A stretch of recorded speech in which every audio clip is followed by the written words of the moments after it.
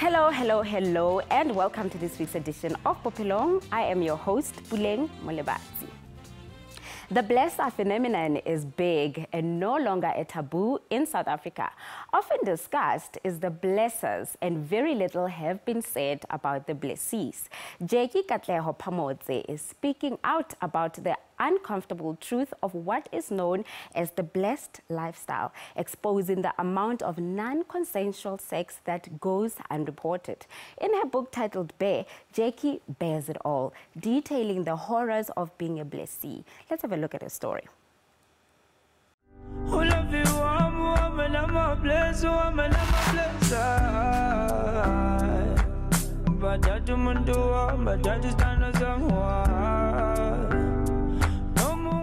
I had a vision for Sandton. You know, when people talk about a city that is so far away or so glitzy and glamorous and everybody lives in glass houses with big cars, I dreamt of living there.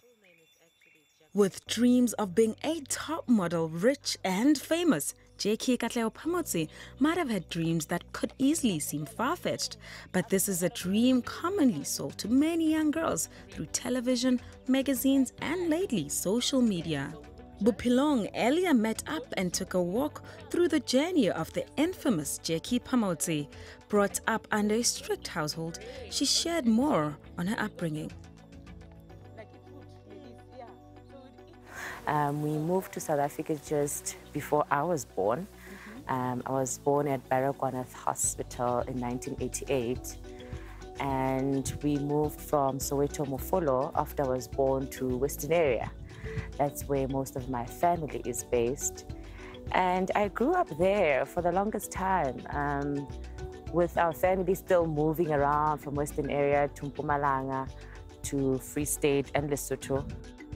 Having traveled from a young age, Jackie was taught the skills of adapting very quickly. I went to school at Laerskool Glenavi in just outside Lebanon in Western area. And it was an Afrikaans school.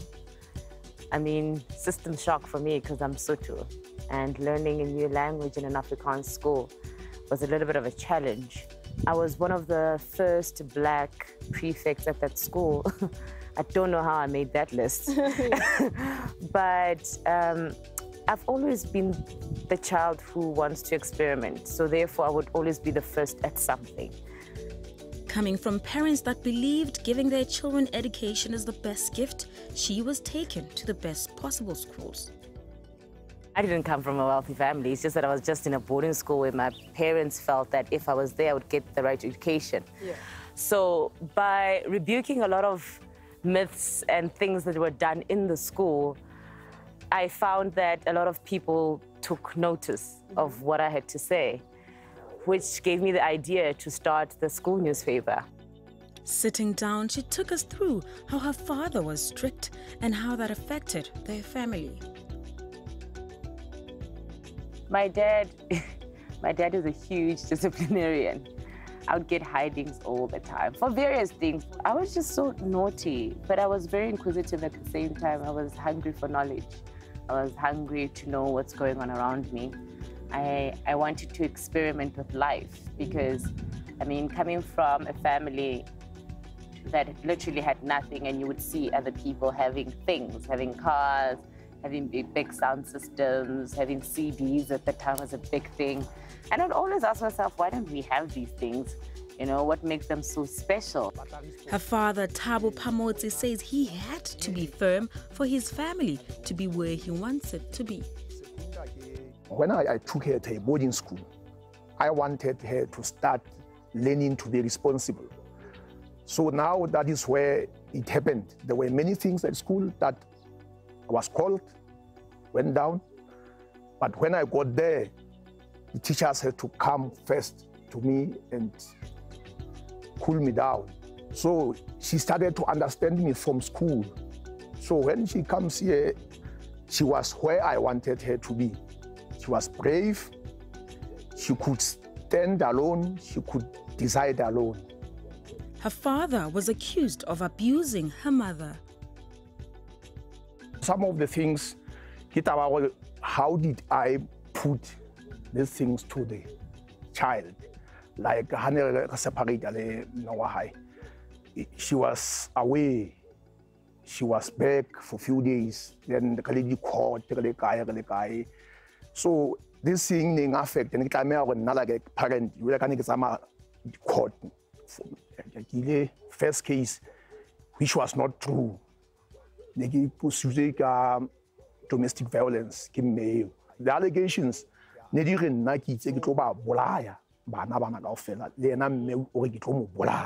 so out of that, no, I separate. When Jackie chose a modeling career, her father did not agree with it. I didn't like it. What is the future of that career? Yeah, it's good, but as you grow on, there's no future. Think otherwise. We didn't understand each other. Adamant about her Santon dream, Jackie left home. Then, that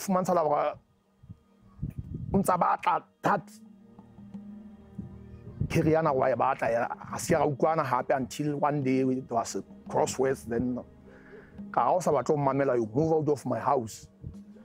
Then it was like an instruction to her. She moved.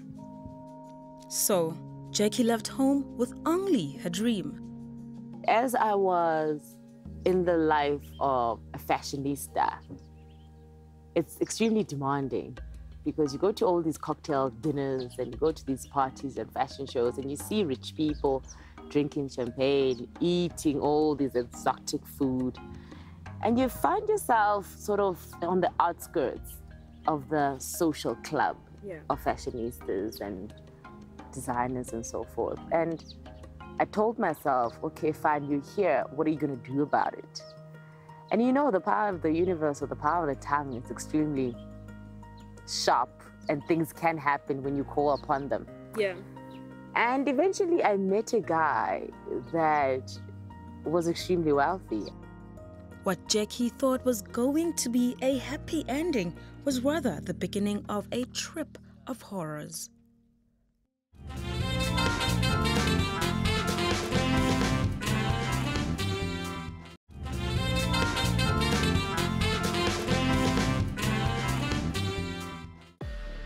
Her life was no fairy tale. The only best thing she could hold on to is finishing her matric.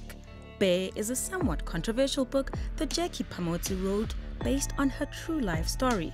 Her book quickly became a national bestseller due to Jackie's element of absolute transparency. Titled Bear, The Blesser Game, The Breeding of an Underdog, this book had South Africans in shock when learning the truth on the blesser phenomenon. The hockey club is a society or a gentleman's club that's owned by a couple of rich people in South Africa, Brazil, Swaziland, Botswana, and in the UK. But the core of the hockey club is initiating young people into this glamorous lifestyle, where you find sexual transactions between older men and young boys, older men and young girls. And you would find that there's a specific house that I did research on and I found. And accidentally, Where is this house? It's in Bryanston. It's a big mansion in Bryanston. And the rules of the game is that you come in, you park your expensive car. For the gentleman, if you're new to the club, there's a fee that you pay that's close to 30,000 rand. On the right, there's a perfume stand. On the left, there's lingerie for men and women. And there's a butler and security guards. You get to drop off your phones or any tech gadgets. And then you proceed to the showers or bath or a jacuzzi where you are requested to take a bath or a shower, whatever the case may be that you're comfortable with. And then after that, you proceed to take off your clothes to wear this exotic lingerie of your choice, because there's a wide selection of these things that you can wear. New, right? Very, very new. Whatever you get to wear that day, you get to keep. That's the business. That's how it's run in there. You move on to the dinner area where you get to eat. You have your champagne or whatever the case may be. And then you get to the fun area. The fun area is where no strings attached. There's no, you cannot say no to what's been done in that area. That's the rule. You're there with an open mind. You sniff what you sniff. You drink what you need to drink to get into that zone. And then threesomes, orgies, man to man, gay, whatever, you name it. It happens there. Modeling was her passion when she was introduced to this life. I never decided I'm going to date a wealthy person. The universe decided. But I decided to stay in it, right? And staying in that relationship taught me 3 lessons. Spending money that's not yours does not make you as wealthy as the person that you're with, right? Number 2, people who have money control your outcome. What you eat, where you go, what you wear, who you talk to, how you sleep, how you have sex, all of it. Number 5, number 3, Yeah. you have a choice to leave at some point. You have a choice to leave at some point, but it won't be an easy escape. Soon as she was given whatever she demanded from her sugar daddy, things became bittersweet. That relationship was fun, maybe the first year and a half. It was fun. We traveled, we ate good food. He was very supportive of my career at the time. I would do shoots in Zanzibar or the Seychelles or Zambia, and then he would support all of that. But towards the second year, the tables were turned, you know. I was more of his property. That's when Jackie knew she had traded her soul for money. The psychological power he had over me was traumatizing. I would know without him saying anything what his punishment for the day would be. From things like cutting me off from my family, cutting me off from school, cutting me off with money or resources. Her conscience couldn't take it soberly. I became an alcoholic. I would drink from morning to night just to cope with the day, you know. And it would be so bad that at some point I would go for days without sleeping because of the torture. She quickly realized that the bright Sentin lights were controlled by the rich. I stayed. It was so bad. It was so horribly bad, to a point where at some point he orchestrated an illegal abortion on me. I was pregnant. I was about 4 months pregnant. And after I told him about the pregnancy, he sort of gave me a pill that made me sleep and then took me to a nurse in his car. And then they had the laser abortion done on me. I think that was also a turning point in terms of how far am I willing to go to risk my life for a handbag and a nice apartment. My feeling towards the laser abortion was horrific. I still don't even know how I got over it at some point. Because till today, I'm still struggling to have kids, you know. I've had partners who have left me because I can't have kids. I've had multiple miscarriages after that. I think in total I had about 4 miscarriages. And I had an ectopic pregnancy last year. And so it sort of traumatized the course of my life and how I move into motherhood. The fairy lights were switched off on Jackie before she could even blink the sparkle of her future. When you see somebody viciously do something like that without any sense of regret or thinking about the risks of your life and what the dangers would be after he does that to you as a woman, I saw that at some point he would go far and beyond what he had done. And for the mere fact that he was not remorseful. Being blessed was not much of a blessing, but rather torture she endured for 3 years. I just decided one morning that I'm leaving. And I took a plastic bag, the normal refuge bag, black bag, and I took my ID, and I took 1 or 2 things that I really liked that we had bought, things like watches, and I left. And I remember at the time I had about 300 in my account because he had withdrew other money from my account so that I don't have access to anything without asking him. He hunted me down for about a good 7 months, non-stop, every day. He sent his friends, he sent a private investigator to go look for me. I was so scared. I knew I just had to run away from this man. I knew at some point he would kill me because I had known so many things about him, his personal life, his business, his family, where he comes from, how he does business, all the illegal things that he did with his business partners and so forth. So he had the right to really look for me because I had so much information on him. But my plan was to start afresh. I knew I wanted a different life. I knew I wanted to go back to school. I knew my life was not supposed to be that way. After running for her life, she had to start on a clean slate. Being part of the blessed life or the blessed society, it never really ends well.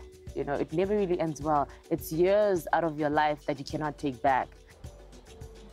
A quote from Jackie's book by Jennifer Michelle had said, "If you see a girl dressed to say no one tells me what to do, you better know that someone once told her what to do." Being told what to do, say, eat and wear, Jackie has changed the status quo for her future.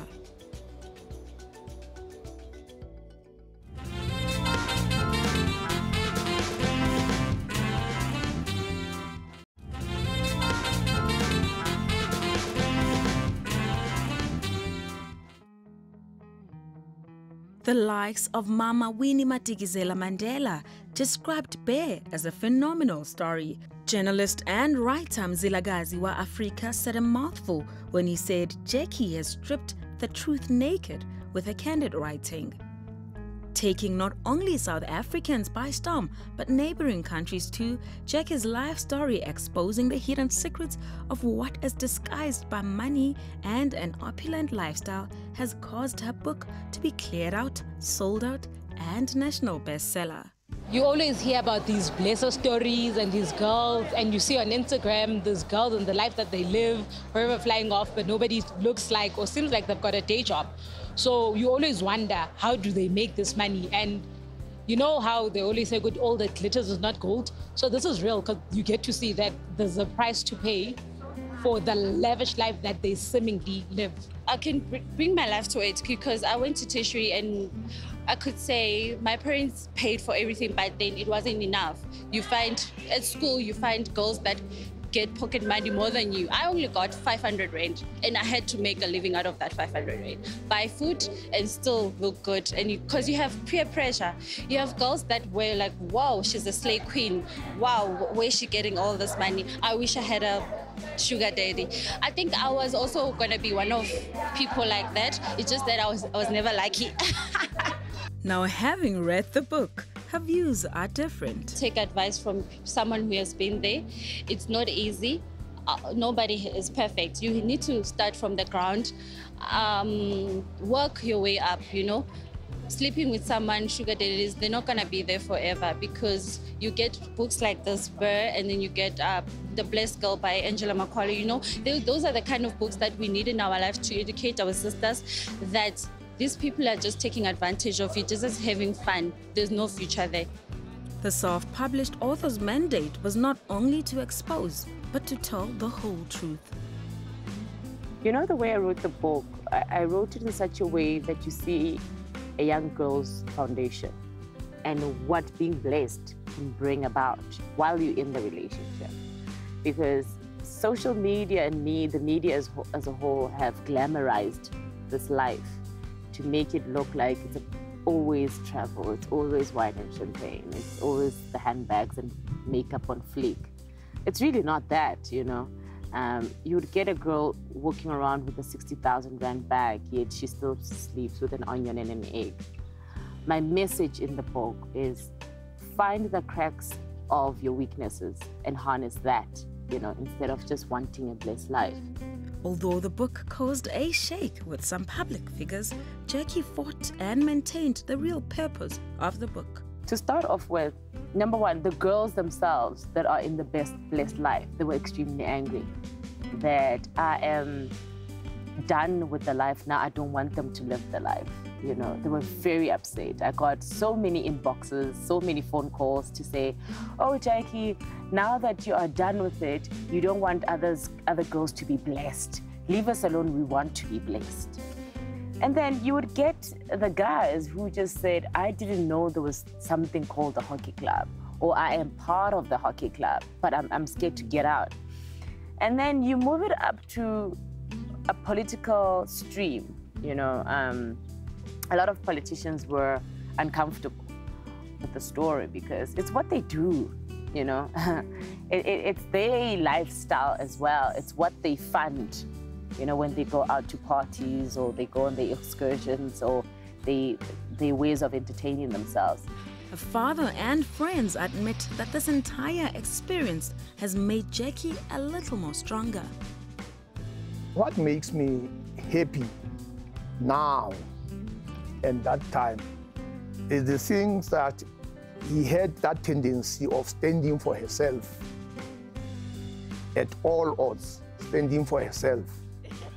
Now the things that may maybe making me not, or that at that time making me not feel happy is the things that he did hide, the things that bothered her, and he did hide. To me, that is the other thing, because I could have acted, maybe helped before the situation goes long and long. Her childhood friend Mulemo Kalake says he felt stripped bare as he was included in the book as Alex. I was stripped bare. I think she also did a kind of a protecting thing. There's some things that we had to speak about, and then she put it in the book, and so it made it fine. Yeah, I'm immensely proud of her. Jackie is one of the few success stories that has emerged from this area, in fact. And so it's inspirational. Tato, who met Jackie when they were both down, says today they rejoice together. I'm so happy because I understand where she comes from. I understand the hard work she put to all her work that she's doing right now. And it's very, very encouraging and inspiring, you know, as a friend, as a sister. You know, I'm really, really looking up to her and really learning a lot from her.